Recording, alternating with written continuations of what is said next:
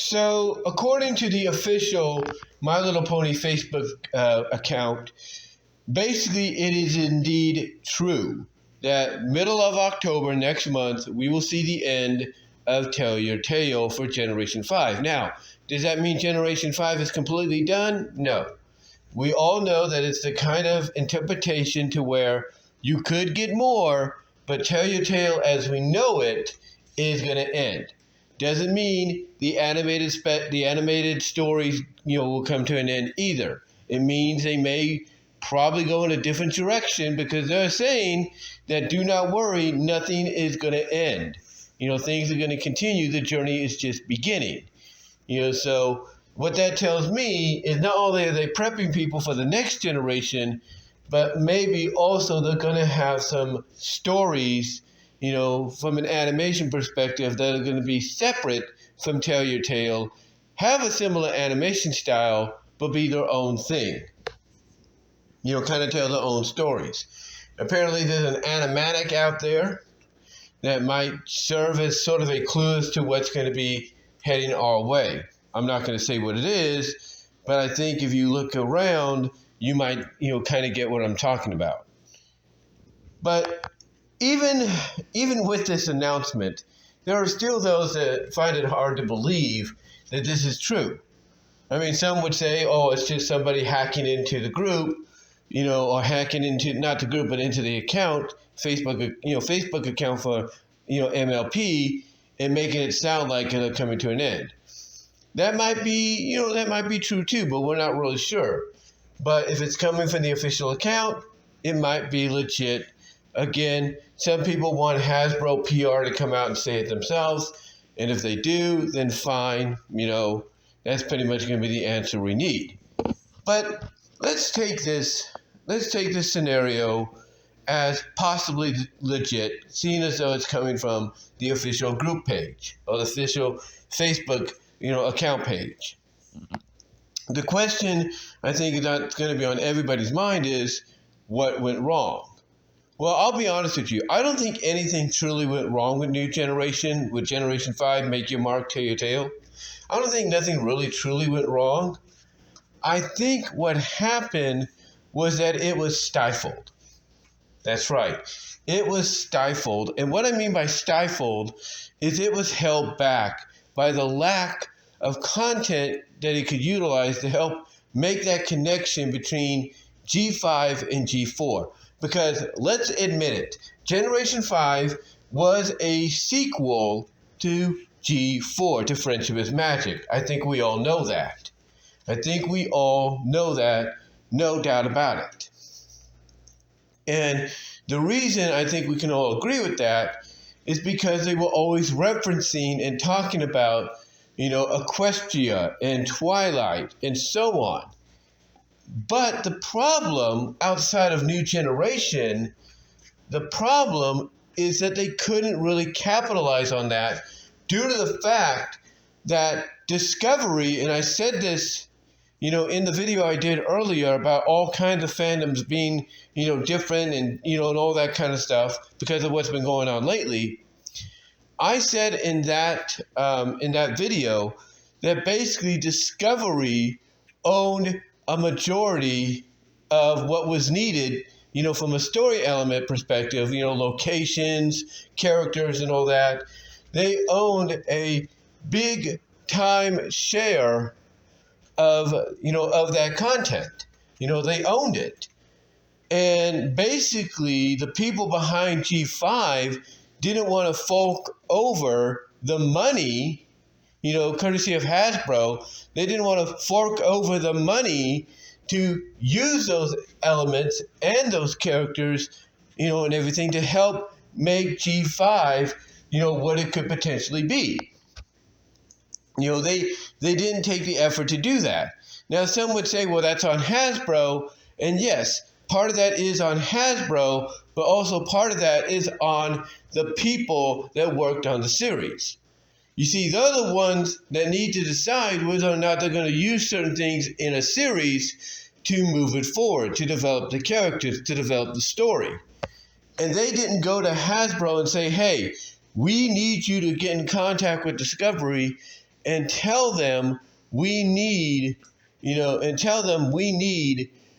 basically these characters, these locations, and all that, so that our story can progress even further.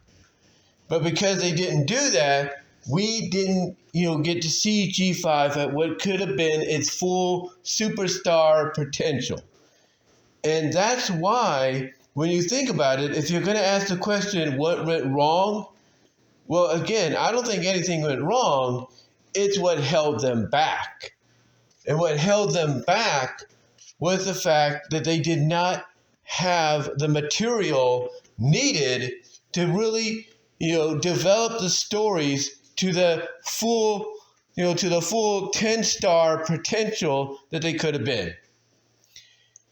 And that with any show, that's a continuation or a spinoff, that will cause trouble no matter what. That will cause a lot of conflict, confusion, and a lot of okay, how do we tell the story, in the way we want to tell it? How do we do that? Because we want to acknowledge this, but we can't because this group owns the rights to it. So what do? So it causes a lot of reshuffling that's unnecessary. It causes a lot of unnecessary reshuffling. So to me, I don't think, there was anything wrong or anything written wrong with G5, in my opinion. I think they did the best they could. I think what happened is they were held back by the lack of material, the lack of story building material that they needed to help grow the Generation 5 version of Equestria to a level it could be, as well as basically grow the characters themselves to a level that we all know that they could be as well. That to me is the reason, in my opinion, why G5, wasn't able to really just lock itself in and, just continuously drive down that road without a problem. That's my belief. It wasn't the fact that, nothing went wrong. The only thing was it was held back. That's it. It was held back by the lack of continuity between, that could be utilized from G4 into G5 because, let's be honest, G5 was a sequel to it. Even though it took place in the future, it was a sequel. It was a sequel, and it had a lot of potential to be really good. But like I said, what held it back was the lack of material. I mean, think about it this way. You're sitting down. Put yourself in these people's shoes. You're sitting down. You're writing a story for Generation 5. And one of the stories you come up with that's approved is to try to get a direct connection between, what's going on in this generation as well as in Generation 4. You want to make that connection. You got all this stuff planned out that you want to utilize, but then you hit a snag. And that snag is the fact that what you want to utilize is under the umbrella of discovery. So you're like, okay, I'll just go talk to Hasbro, see what happens.